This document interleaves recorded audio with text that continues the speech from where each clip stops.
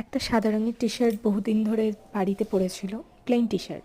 Embroidery করার শখ আজকাল নতুন করে শুরু হয়েছে।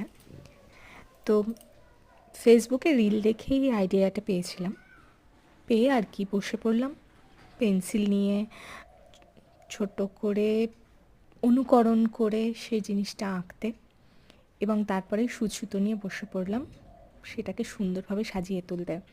এখানে যে ফুলগুলো আছে আমি সব কটার সেলাই পদ্ধতিটা দেখাইনি, তাহলে অনেকটা বড় হয়ে যেত হয়তো। তো ম্যাক্সিমামটাই আমি ভরাট দিয়েছি, আর ভরাট করে এই ফুলগুলো করেছি।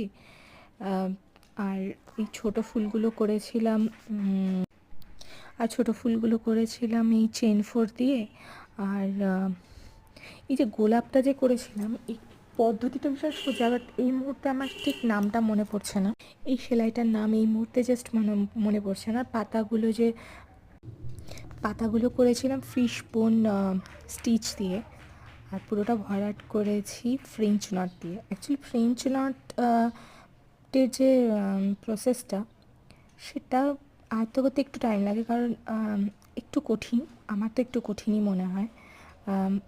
একটু কিছু হলেই এই সুতোর টানের ওপরে ডিপেন্ড করে, যে অনেক সময় সুতোটা সেজন্য জটও লেগে যায়। একবার জট লেগে গেলে তখন জিনিসটাও দেখতে খারাপ লাগে। তো এটা প্রচণ্ড। আর আমার গোটা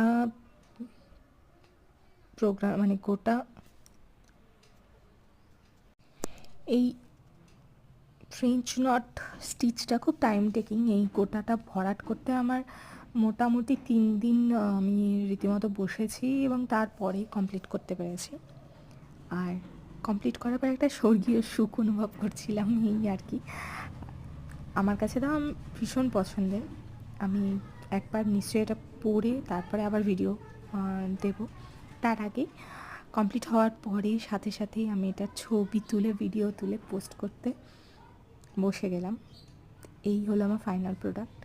আশা করছি সবার ভালো লাগবে। সবাই কিন্তু জানিও, হ্যাঁ, কার কেমন লাগছে।